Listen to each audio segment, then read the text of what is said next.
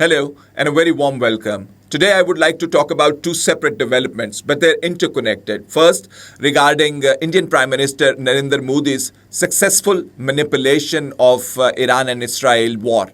How has that happened, and what benefit Modi is drawing? I will come to that part later. But first, a bit about the myth regarding the invincibility of Israel's defenses. Iran has shattered that. Iran's missiles are striking different cities inside Israel, strategic targets, buildings. How has that happened? The missile defense systems, Israelis used to say that it is so great that no missile can strike it. Iran has shattered that myth, and it is causing a lot of concern among the Western countries. The Western countries are set to discuss this entire situation in Canada, Alberta, where a meeting is taking place of G7 countries. Who's attending? Canada, France, Germany, Italy, Japan, the UK, and the United States. It's a great development that the US President Donald Trump is also set to go there. Earlier, in his earlier stint, he had walked out of this meeting. But first, let's talk about what is happening inside Canada. There is a protest going on against Modi's visit. Modi has been invited as a guest, and the Sikhs are protesting.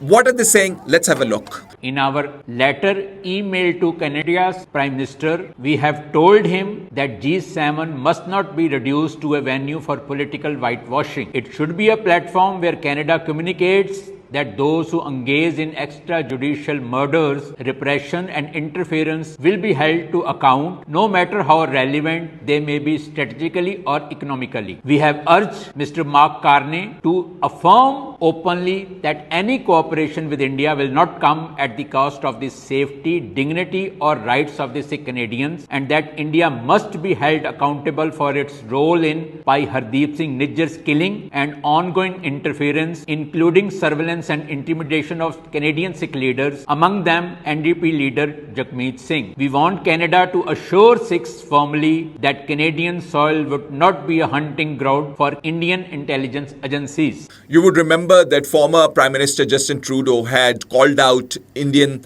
intervention in Canada, and he had said that we will not tolerate this attitude. But now Modi is again part of this great meeting. How has that happened?